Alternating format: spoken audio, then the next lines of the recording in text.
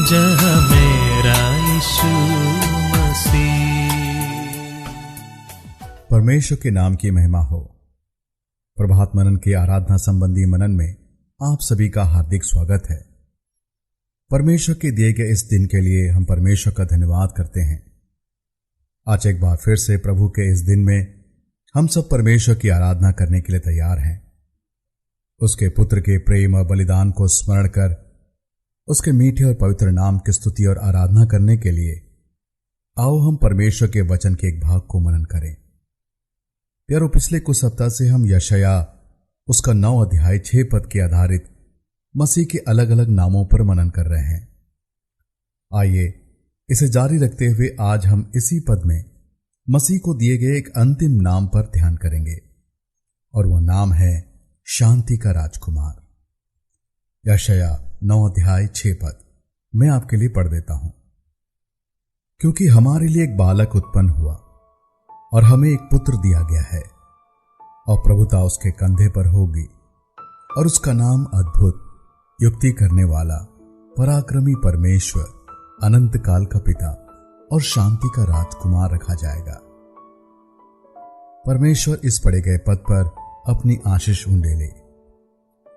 फिर शांति एक ऐसा अनुभव है जो आज दुनिया को इसकी सबसे बड़ी जरूरत है। इसे पाने के लिए आज इंसान कुछ भी करने को तैयार है। किसी के पैर पकड़ने को तैयार है तो किसी के सिर फोड़ने को तैयार है, अपना सारा धन लुटाने को तैयार है तो अपनों को बलिदान चढ़ाने को भी तैयार है। शांति को पाने के लिए आज इंसान किसी भी हद तक जाने को तैयार है।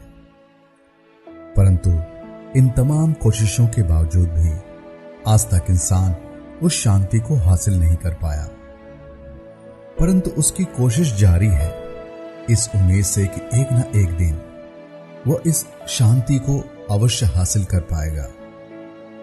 फिर वास्तव में आज दुनिया की जो हालत है, संसार के सृष्टि के आरंभ में इसकी हालत ऐसे नहीं थी।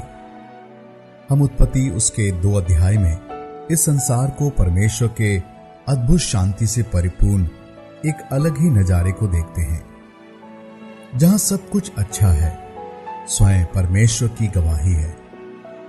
परंतु हम उसके 3 अध्याय में आदम और हव्वा का परमेश्वर की आज्ञा का उल्लंघन और पाप के प्रवेश को पढ़ते हैं।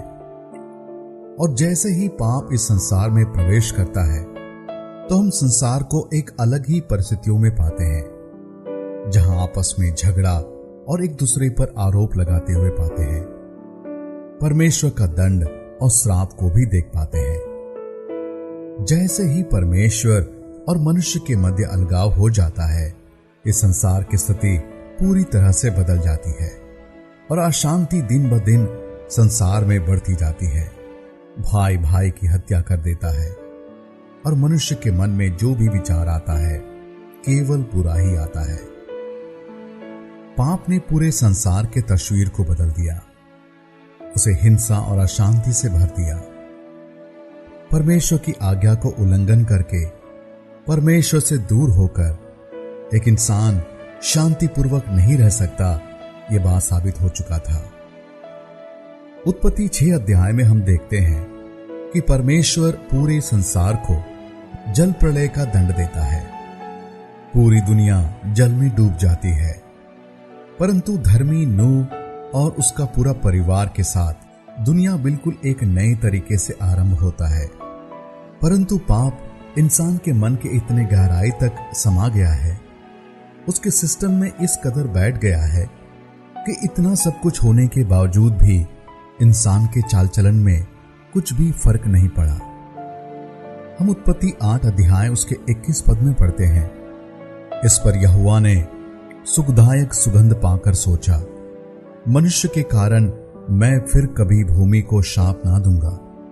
यद्यपि मनुष्य के मन में बचपन से जो कुछ उत्पन्न होता है वह बुरा ही होता है, तो भी जैसे मैंने सब जीवों को अब मारा है, वैसे उनको फिर कभी ना मारूंगा।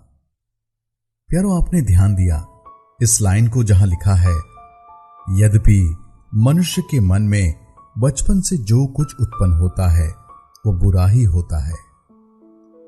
आम भाषा में बोलूं तो पेड़ के फलों को मीठा और फलदायक बनाने के लिए पेड़ के डालियों को काटने से कुछ फर्क नहीं पड़ने वाला, परंतु उसके जड़ पर कुछ काम करने की जरूरत है। जब पूरी दुनिया को शांति को पाने के अपने सारे उपाय बेकार जान पड़े, तब परमेश्वर यशायाह नबी के द्वारा यह कहला भेजता है कि वो इस दुनिया में अपनी शांति को पुनः स्थापना करने जा रहा है, और इसे स्थापना करने के लिए वो अपने इकलौते पुत्र को भेजने वाला है। इसका नाम शांति का राजकुमार होगा। He will be called the Prince of Peace। प्यारो, परमेश्वर की योजना और समय अनुसार वह शांति का राजकुमार इस धरती पर जन्म लिया। उसका एक ही मिशन था, परमेश्वर और मनुष्य के बीच टूटे हुए रिश्ते को जोड़कर इंसान के मनों में और इस संसार में अपनी शांति को स्थापना करना। क्योंकि इंसान परमेश्वर से दूर होकर कभी अपने जीवन में परमेश्वर की उस शांति को अनुभव नहीं कर सकता। इसके लिए इंसान का परमेश्वर के संग मेल मिलाप का होना अति आवश्यक है। मेल मिलाप का होना अर्थात शांति स्थापना करना, दो शत्रुओं के मध्य एक संधि स्थापित करना। इसे अंग्रेजी में रिकंसिलिएशन भी कहते हैं। पौलुस अपने पत्री में लिखता है, इफिसियों की पत्री 2 अध्याय उसके 14 से लेकर के 17 पद में, क्योंकि वही हमारा मेल है जिसने दोनों को एक कर लिया और अलग करने वाली दीवार को जो बीच में थी ढा दिया, और अपने शरीर में बैर अर्थात वो व्यवस्था जिसकी आज्ञाएं विधियों की रीति पर थी मिटा दिया, कि दोनों को अपने में एक नया मनुष्य उत्पन्न करके मेल करा दे, और क्रूस पर बैर को नाश करके इसके द्वारा दोनों को एक देह बनाकर परमेश्वर से मिलाए। उसने आकर तुम्हें भी जो दूर थे उन्हें जो निकट थे दोनों को मेल मिलाप का सुसमाचार सुनाया। प्यारो, प्रभु यीशु मसीह ने हमारे और परमेश्वर के बीच की दीवार को ढा दिया, और कलवरी क्रूस की उस दर्दनाक मृत्यु के द्वारा उसने हमारा परमेश्वर के साथ मेल मिलाप कर दिया है। प्रभु के एक महान दास भाई बिल्ली ग्राहम जी इस बात को कुछ इस रीति से वर्णन करते हैं। कहते हैं कि प्रभु यीशु मसीह कलवरी क्रूस पर अपने दोनों हाथों को पसारे इस चित्र को प्रस्तुत करते हैं, जैसे कि उसने अपने एक हाथ से पिता परमेश्वर का हाथ थामा हो और अपने दूसरे हाथ से इस संसार के लोगों का हाथ थामा हो, और दोनों को आपस में मिला दिया, और दोनों को दूर करने वाली उस पाप का बोझ स्वयं उठाकर क्रूस की मृत्यु सह ली। प्रभु यीशु मसीह हमारा मेल है। He is our peace. आइए हम उसके चरणों में झुककर उसे दंडवत करें, उसके नाम को सराहें, क्योंकि हमारा प्रभु यीशु मसीह शांति का राजकुमार है। He is the Prince of peace. इस मनन को हम आगे भी जारी रखेंगे। परमेश्वर के नाम की महिमा हो। आप सबको मेरा जय मसीह।